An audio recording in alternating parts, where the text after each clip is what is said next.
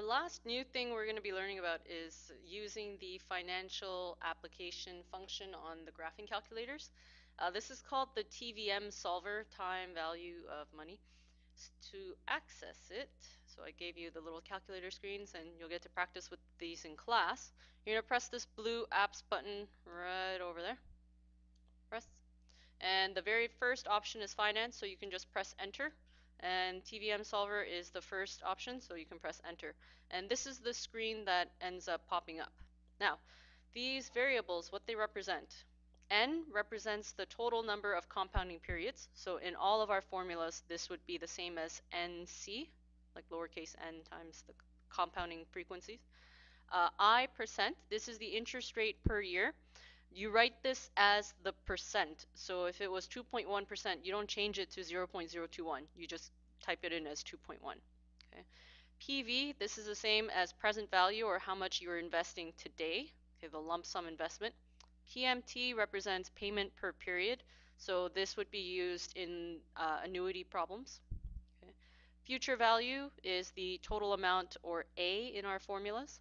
PY and CY, in our cases, they're going to be the same. PY represents the number of payments per year, and CY represents the number of compounding periods per year. So in all of our formulas, this would be equal to C.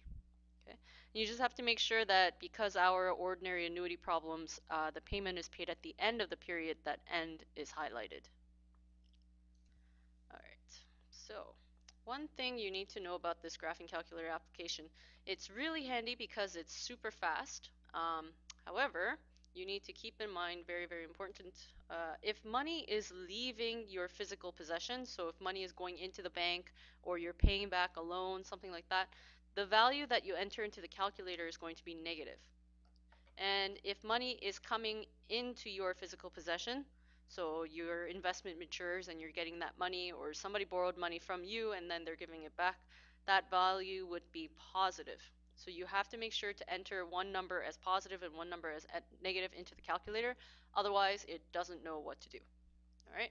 To solve for any of the unknown values, you would just enter all of the given information and then go back up to the unknown, make sure it's highlighted, and then you're going to press this green alpha button right here underneath the second function button, and then press enter. As you can see, right above the enter, there's a tiny little solve there. Sorry, it's a little bit hard to read. And then the calculator will give you the answer. For compound interest problems specifically, you're going to want to use the following settings. So I'm going to write out the compound interest formula, 1 plus I over c to the exponent nc. Present value is generally going to be positive because you, or sorry, rather negative, because you are generally investing the money. Okay. PMT, for regular compound interest problems, PMT is always going to be 0. Very important. You might want to put a little star next to that.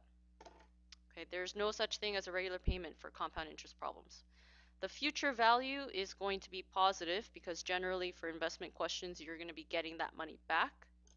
PY and CY are always going to be equal, and this is going to be the same as your number of compounding periods per year.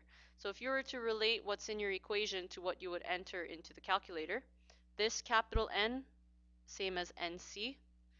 I as a percent, make sure you write I as a percent, not a decimal.